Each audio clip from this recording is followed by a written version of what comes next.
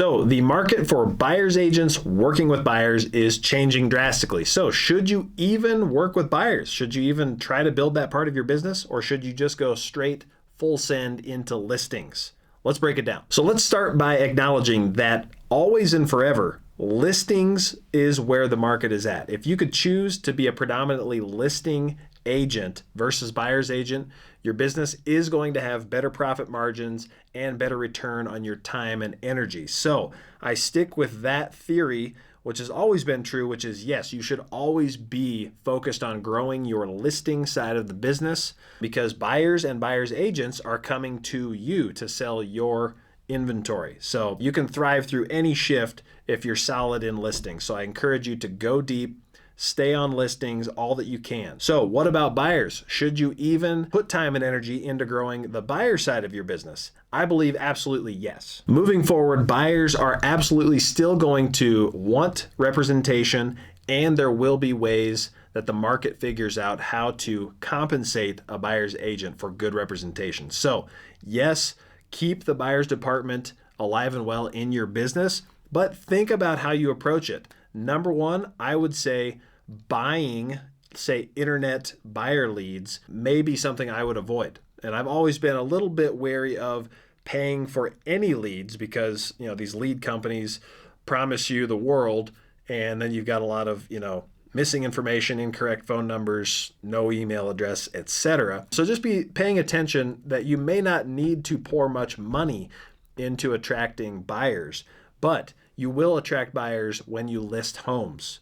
So naturally, when you have a sign in the yard, you've got marketing out on internet and social media, you will be getting buyer lead opportunities naturally without paying for them. So that's even more reason to pour into the listing side of your business, market it very well, and then let that feed your buyer side of the business. I'm also a big believer in the real estate team approach. So I don't believe this is the death of buyer's agents. And I absolutely am still going to be growing my buyer agent department, because there's lots of agents in the world who are awesome agents, would care for a customer at a super high level and hold up the standard of your business and do all the showings, right? And all of the buyer side activities so that you, the lead agent, can continue to focus on building the business and the listing side. Absolutely, a dollar per hour perspective, you building a buyer agent team is still a smart idea, because there's lots of quality agents out there who would be happy to work for, let's say, a strong hourly wage or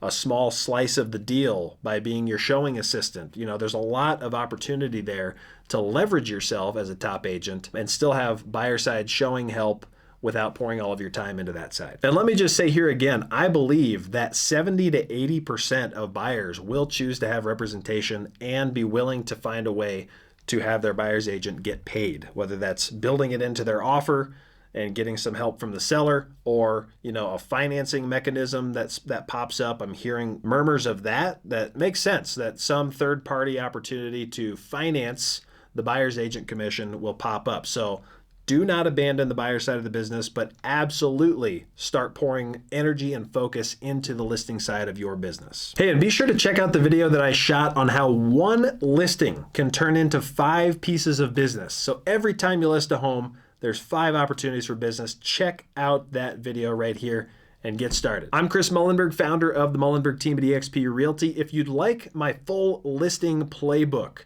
then comment below. Happy to share what we do to get listings and then get more business from those listings. I want you to become a top listing agent that crushes it and thrives through this shift.